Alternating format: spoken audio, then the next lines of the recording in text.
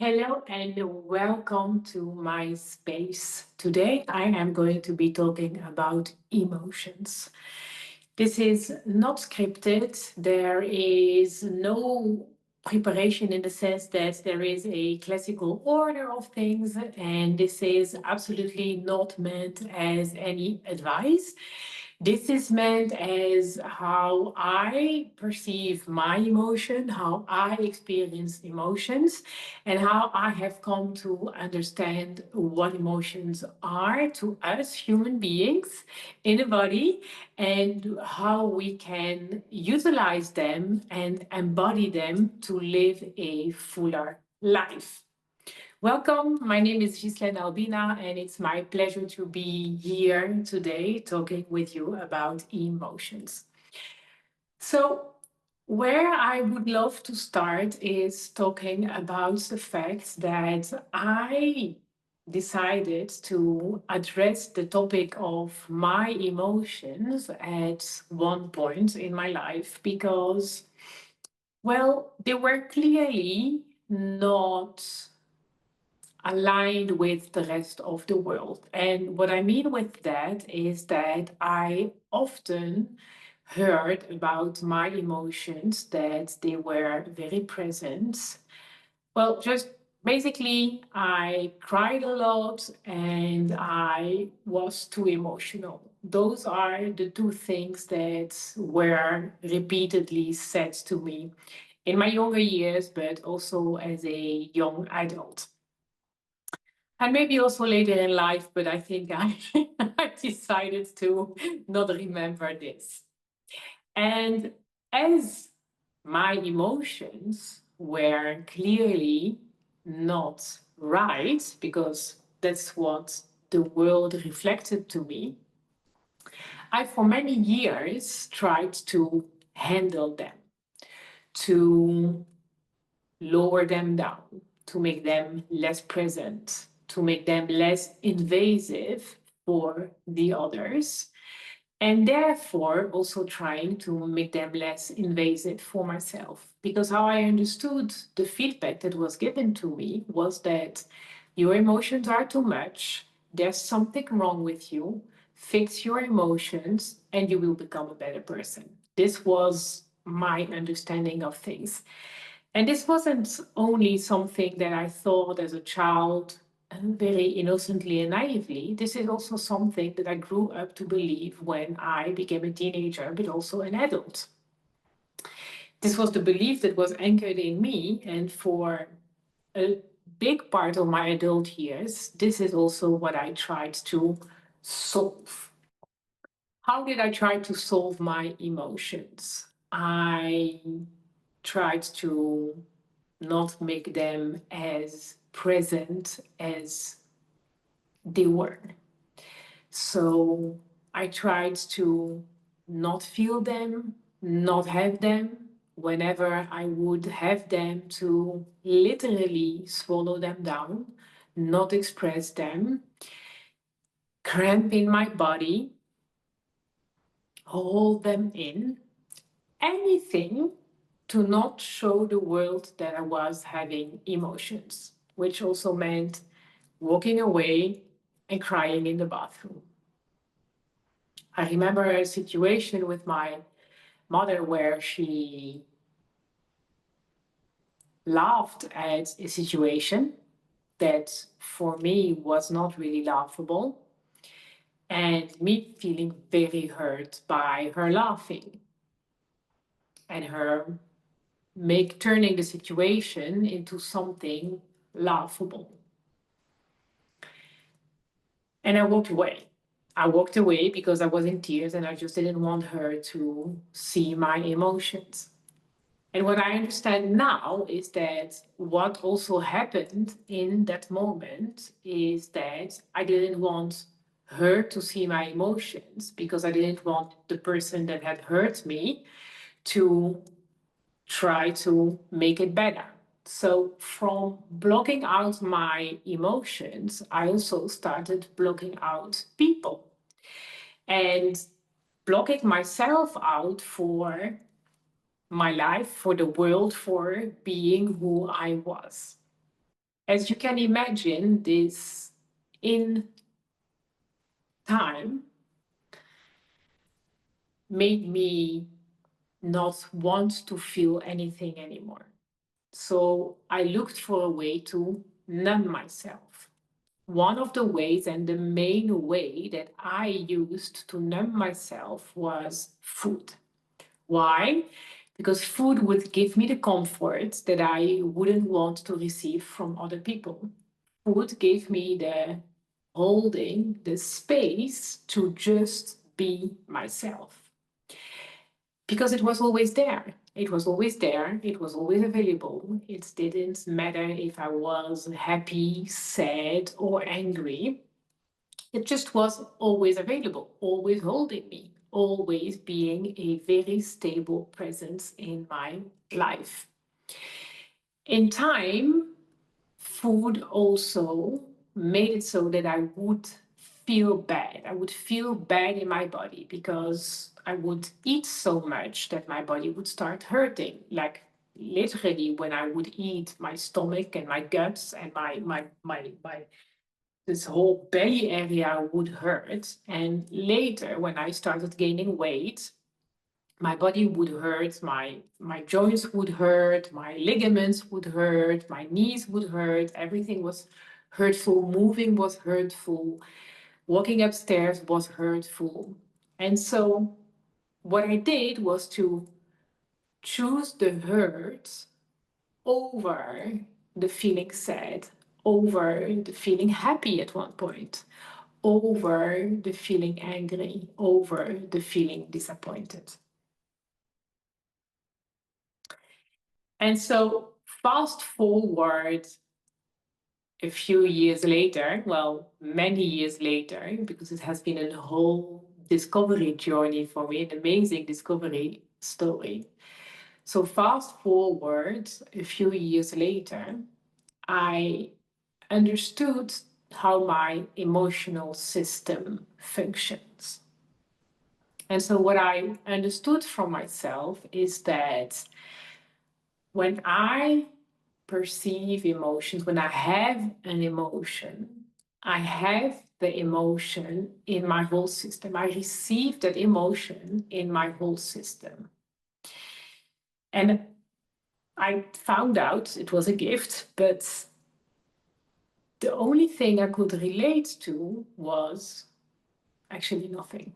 There was no one that ever expressed the fact that they were feeling and sensing emotions with their whole system. And with my whole system, I mean, I would sense the emotions in my head. I would feel the emotions in different parts of my body. My body would start to want to move and activate the emotions, but I learned to cramp myself, to not let the emotions out. So after a few years of doing this, what is the automatic reaction of your body?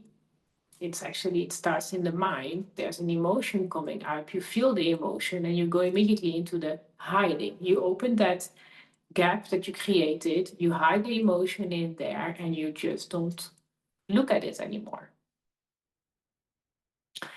And it just like really clearly made me sick. Anyhow, I'm jumping a little bit back and forth, but I trust that you understand the context and the story and the emotions, what they did in my life, and hopefully this is inspiring for you.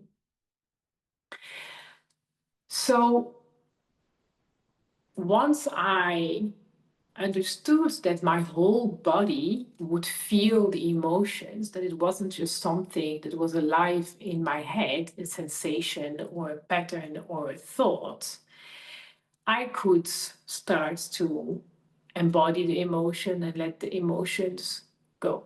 Because this embodiment part of the emotions is something that I, as a young child, did automatically because I would express them with my voice, with my tears, with movement, with running or shaking. And I learned that that was bad. So I stopped doing that. Once I reconnected to the fact that my whole body was involved in feeling emotions, which is actually not only my body, this is how we are meant to embody and to have emotions. We are meant to have emotions in every cells of our bodies. And so once I understood that this was how it was meant to be experienced, how emotions are meant to be experienced, I could lean into finding ways to express them. Shaking, dancing, jumping, going for a walk, playing with my dog. Those were all things that I learned to utilize to give an outing to my emotions. Or just celebrating when there's a big, big, big win to celebrate. You have so much joy and so much happiness, just going to woo. This is also something that is so supportive to let the joy float, because we don't want our emotions just to be held inside. We want to express them. We want to outstep, because this is the way we communicate with others. We relate to others, in my opinion. And what I also learned, and this is maybe something that for people that are very high sensitive, maybe people with ADHD or ADD or any kind of, I'm gonna dare to say, modern label, you might relate to this. What I now know is that I am not only holding emotions and having emotions for myself. I am like a surrogate for emotions. So I would sometimes all of a sudden sense an emotion without really understanding what the context was. So it's like this story. I'm giving you a context for you to understand what I'm talking about. When we perceive an emotion, like you hurt yourself, you cry, that's an emotion of pain. That's like very logical. There's a context, there's something happens, and the context is something happens, there's a sensation, pain, tears. And I also would feel emotions without any context. And I've always done that. Now, I'm at a stage where I understand that those are all emotions that are actually not mine. They are not perceived by Ghislaine, by my body.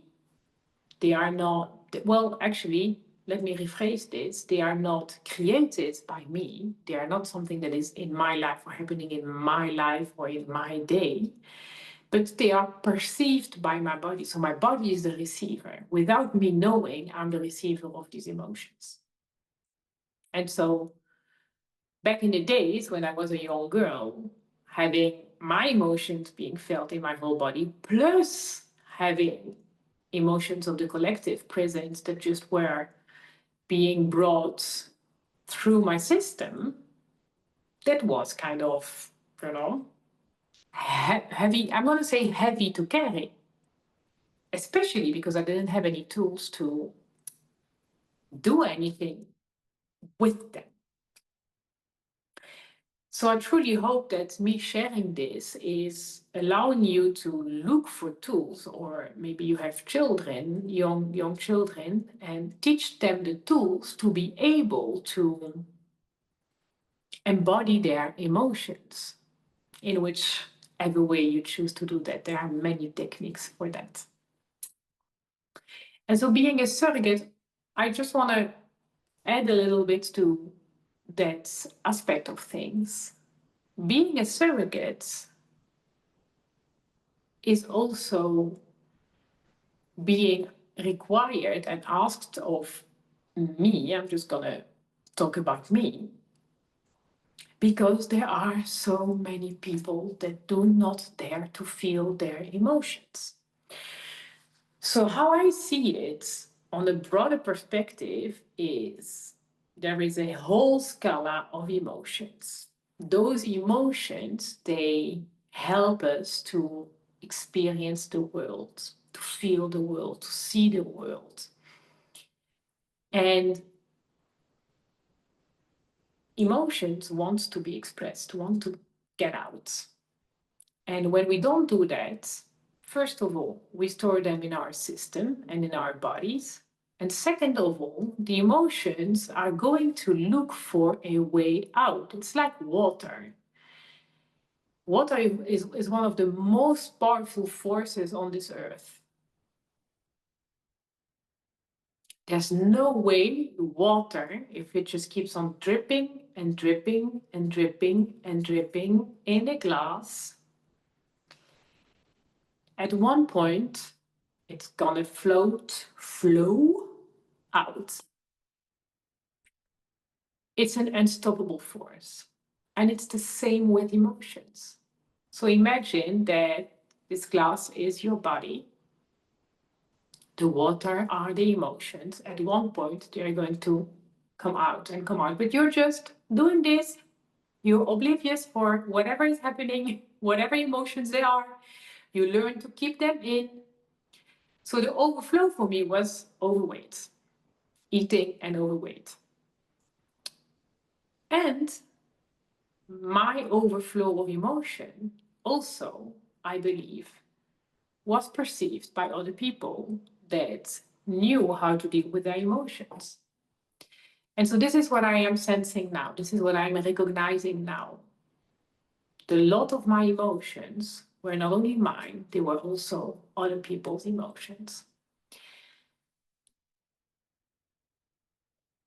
And the magic is that once you know that, first of all, there's a big part of you that heals.